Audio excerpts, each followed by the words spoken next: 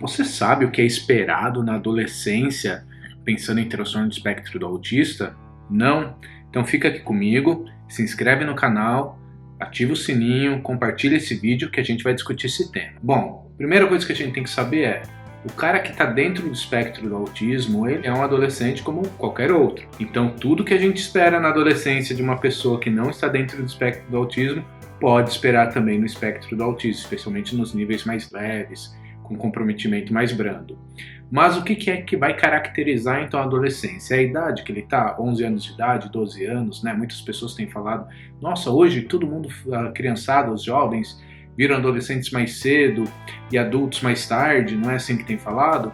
Mas eu vou dizer para você o seguinte, o que é que caracteriza? Pelo menos duas coisas. Primeiro, a questão orgânica, então a maturação biológica, o desenvolvimento daquilo que é chamado de puberdade, ou seja, os pelos começam a crescer, os órgãos genitais começam a ganhar forma para a reprodução, uma atividade hormonal muito grande, muito intensa dentro do organismo, para que ele possa terminar essa fase de crescimento. E na verdade é isso, né? O término, né? Vai terminar ali no final da adolescência, termina a fase do crescimento. E o segundo aspecto, que é uma questão mais comportamental. Então, tem o funcionamento adaptativo que eu tanto falo para vocês, que vai estar ali se alinhando e se ajustando para uma adaptação na sociedade, que é o que a vida adulta vai requerer. Agora, e no transtorno do espectro autista? Aquele cara, né, dentro do espectro que tem alterações sociocomunicativas, socioemocionais, comportamentos com interesses fixos, anormais em foco ou intensidade, com presença de alterações sensoriais, como será que fica? Bom, vamos pensar então, o que é o tal, na minha época, né, se falava muito disso, o tal do aborrecente, uma irritabilidade acentuada, um quadro de ansiedade não patológico, mas ali instalado, uma luta geracional, né, que existe, aquela coisa, os pais não servem para nada, um conflito muito grande que envolve todo esse aspecto biológico e comportamental que estou colocando para você. Então, os hormônios estão mais à flor da pele, então existe ali, por exemplo, nos meninos, uma testosterona muito mais alta, né, um nível de testosterona mais alto, o que vai fazer pelo menos duas coisas: aflorar e deixar muito mais intenso a questão do interesse sexual, assim como ter um controle limitório um pouquinho mais fraco, um nível de autogestão, vamos dizer assim, também mais fraco em termos orgânicos, ou seja, o cara vai ser afetado com muito mais facilidade pelas coisas que acontecem no ambiente. Então, uma vez que ele vai ser afetado por tudo que está acontecendo no ambiente de um modo muito mais intenso, se a gente falar de alterações no processamento sensorial e falar de alterações comportamentais, existe uma probabilidade muito maior desse cara ter uma reatividade maior também a esses estímulos. Então, se eu tenho uma alteração no processamento sensorial e o meu corpo está muito mais suscetível ao ambiente, é muito capaz que eu tenha uma reatividade muito maior a esses estímulos e comece a evitar os estímulos com mais intensidade. Outra coisa é a reatividade em nível comportamental. Então existe uma mudança de comportamento muito intensa. Quando eu brinquei da questão geracional, não é uma brincadeira à toa. Em termos de geração, então a primeira geração transmite comportamentos para você e que não necessariamente aquilo que era estímulo discriminativo ou estímulos pré-aversivos vão continuar sendo, por uma questão de mudança de perfil comportamental, mudança de corpo, né? O corpo mudou e, consequentemente, se é uma relação organismo e ambiente, a relação também, essa relação funcional que existe, ela tende a mudar.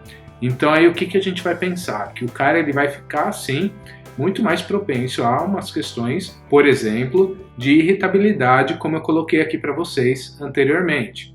Então presta atenção, o cara adolescente, autista, aqui pensando nos níveis mais brandos, até os níveis mais graves, né, que tem maiores prejuízos no seu funcionamento adaptativo, ele vai estar sim muito mais suscetível a identificar aquilo que ele identificava anteriormente como potenciais reforçadores, como coisas que podem ser aversivas. Além disso, vou retomar aqui, puxar de volta para você as questões sexuais, as questões de alteração hormonal.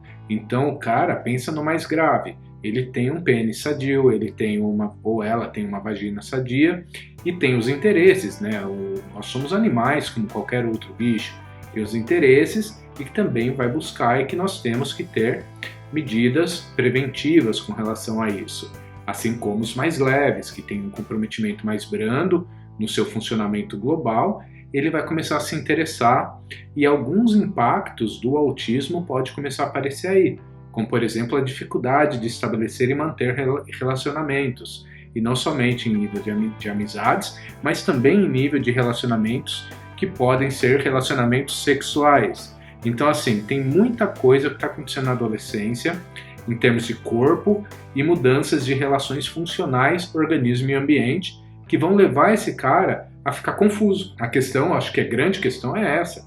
Há uma confusão muito grande na adolescência, em nível de habilidades sociais, em nível de funcionamento adaptativo, enfim, funcionamento adaptativo que engloba as habilidades sociais, mas eu acho que você entendeu a diferenciação que eu estou tentando fazer aqui de uma coisa ou de outra, e nas relações de um modo geral com o ambiente que inclui as outras pessoas. Então, qual que é o nosso papel? É rastrear e mapear quais são essas coisas que estão impedindo ele de avançar como um outro adolescente iria avançar, mas que não está dentro do espectro, e trabalhar com as diferentes ferramentas que nós temos, por exemplo, nos autistas que são classificados ou que têm um funcionamento de nível 1, né, nível de gravidade nível 1, normalmente uma terapia cognitivo-comportamental é bem indicada para eles, né, para que eles não caiam naquele grupo imenso que existe de autistas adolescentes e adultos que desenvolvem depressão,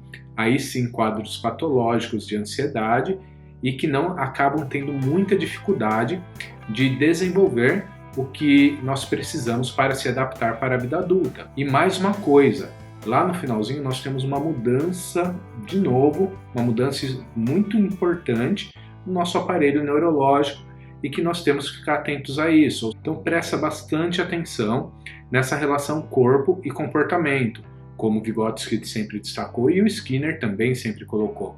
Presta bastante atenção nessa relação entre cabeça e corpo, que vai ser manifesto em comportamento, ou seja, nas relações, como eu disse, funcionais, organismo e ambiente. Presta muita atenção, porque qualquer detalhe de alteração que está caminhando para um nível patológico, você tem que parar tudo e alinhar as coisas com esse jovem adulto ou jovem, uma criança, né, que está se tornando adolescente, um adolescente que está em curso de desenvolvimento. Presta bastante atenção e não deixe esse cara ao acaso ou à sorte. Beleza?